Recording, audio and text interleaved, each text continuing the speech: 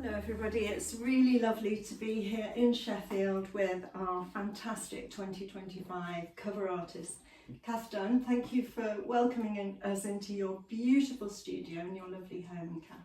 You're welcome. Really Most lovely welcome. to see you. Could you tell us a little bit about where you grew up and a bit about your childhood?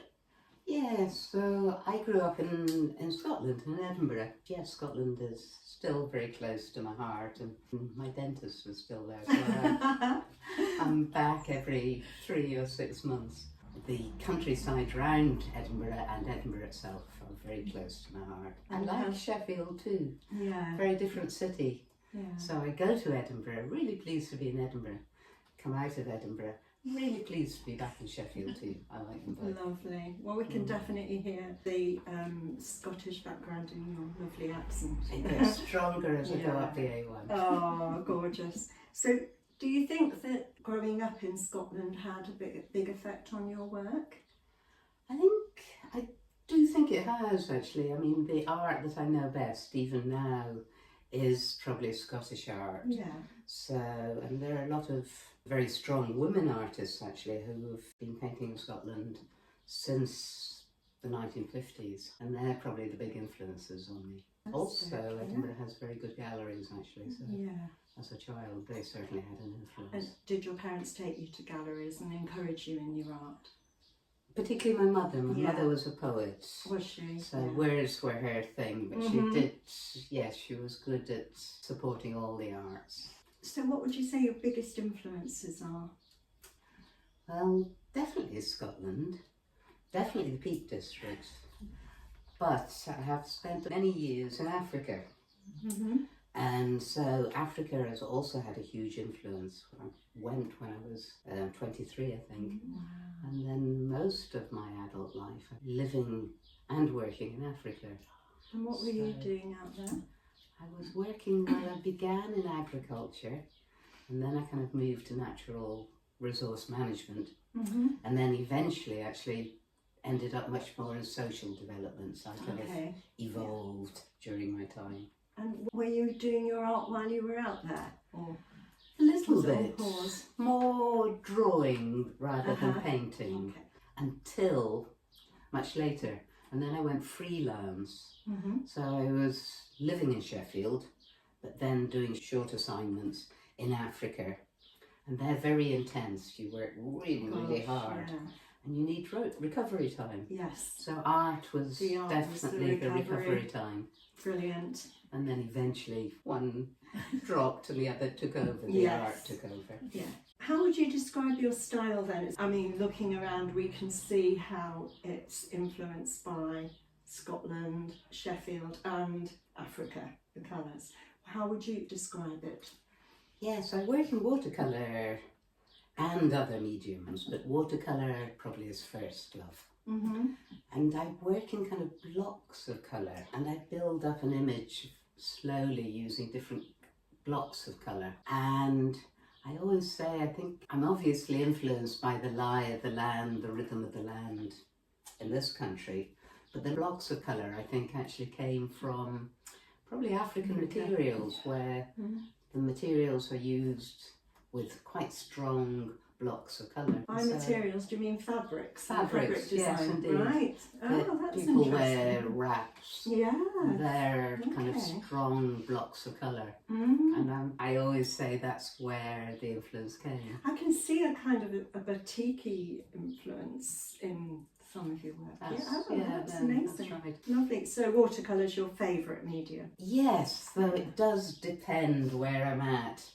The watercolour, the way I use it, is quite intense, and you don't get many chances for mistakes. It's quite meditative because you're slowly building up the image. Occasionally you have to let loose. That's where the oils come in. Okay. Because in oils you can make lots of mistakes and either wipe them out or paint them over, which you can't do in watercolours really, or not so easily. So I need the oils to kind of refresh and loosen up before I come back probably to my first love. Watercolours. Yep. Oh, fantastic. So I was going to ask you what your inspiration is, but obviously your inspiration is the landscape wherever you are. Would that be true, would you say?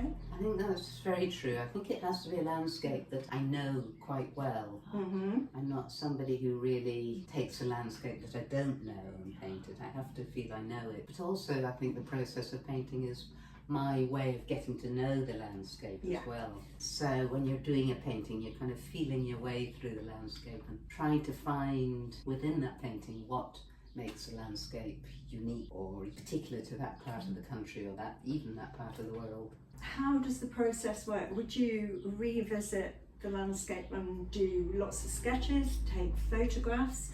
Do you paint on plein air? How does it work? I do, but the sketching and the painting outside are probably rarely finished paintings. Okay. But by sketching and by painting outside, both of which I really enjoy, but they help you look, and they help you really look with the concentration that you don't get with photographs or even just by walking, which I also enjoy very much. But by sketching, you're looking at each detail.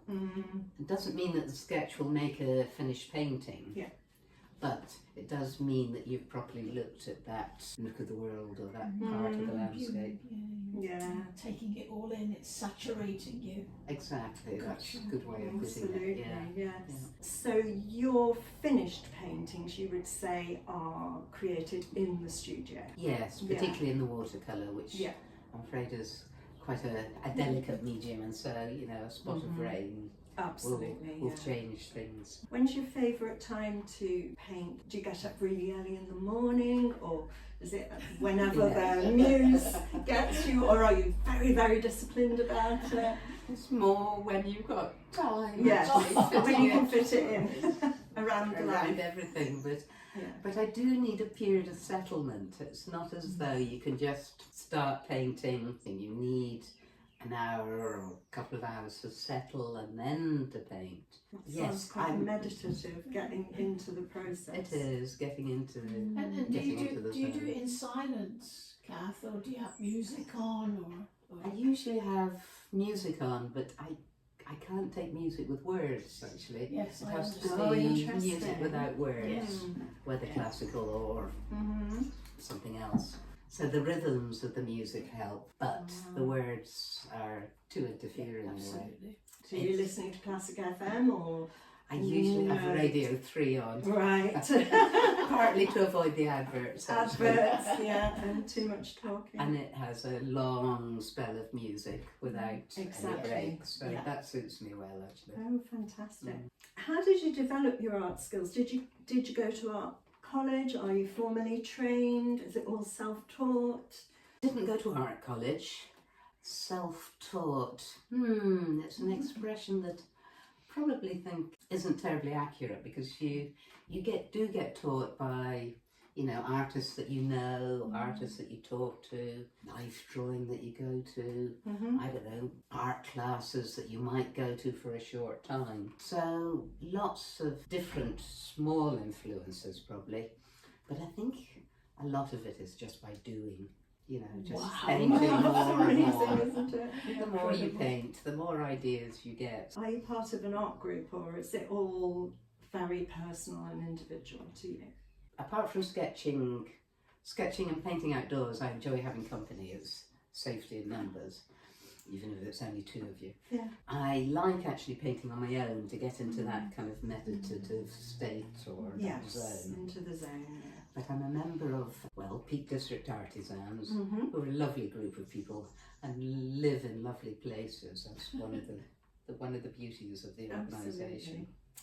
I'm a member of the Society of Scottish Artists and enjoy going to their exhibitions each year. I'm a member of Sheffield Printmakers, haven't touched on printmaking. And probably the most supportive is a very local group called Walkley Edge Artists. Okay. And they're just in this tiny bit of Sheffield. But we've been going probably about 15 years now, and different kind of artistic mediums, different stages on the journey, but they're great to have as just support and talking about art. I'm imagining that this is an incredibly hard thing to answer, Yeah. but have you got a favourite painting that you've ever produced? Or Because I was thinking it's a bit like when you ask a musician that, they always say, well, it's the song I'm working on now, or whatever. Yes, there's a lot of truth in that. Yeah. No, it doesn't mean it'll stay, you know. Yes. When you've just finished it, you might think it's wonderful, and then it might fade, right? Mm-hmm. It's a difficult one, that. I haven't got many paintings from, say, 10 years ago. My husband bought a painting. Don't think he ever paid me for it, but anyway. He bought it, and so we have that one. And that one I still think is a lovely painting, only small. And you have it in your home? It's in the house, That's yes. great, isn't it? It's quite abstract, but it's still I think you can recognise what it is for all that. Of a large forest in the Peak District. Mm-hmm. It uses watercolour, but it also brings in wax and soft pastels. And I guess it also, because I have worked on large trees in a previous life, it also brings in a bit of knowledge of large trees. So that one probably is one among many anyway. Yeah, fantastic. Have you got any other interests that influence your art? I presume walking would be. Walking, definitely. Walking without a doubt. Another way of understanding and feeling the landscape and whatever. Yes. Cycling up to a point. Electric bikes now. Wow. Electric. Yes, electric bikes. Wonderful at Sheffield because the hills are quite It's steep. very hilly, isn't it? I mean, like Derbyshire, Yeah, where we absolutely. yeah. And I guess poetry in and out, you know, I can dip into that and enjoy both the rhythm of the language and the images. And I guess music itself, which again has rhythms and feelings. And I'm actually very fond of dance as well, probably modern dance as much as anything. And that again I think has kind of flows and movements that I would like to capture in the painting, put it that way. That's lovely. I was thinking about someone like Nan Shepherd, and you know, and that is really an immersive experience when you read her work, and I see some similarities in terms of your work and that being very immersive. And I really enjoyed the book. Living that, thank you. Yeah, so yes, and getting that level of immersion is a wonderful feeling. Well, thank you so much, Cath. Was there anything else that you particularly want to talk about? I mean, I've loved our interview. It's been wonderful. No, I just thank you both for coming and coming over to the studio. Much Such a pleasure. appreciated. Such a pleasure to meet you, and that's really interesting. I'm sure our Earth Pathways family are going to love hearing about it. Oh, thank you both. Thank very you. much.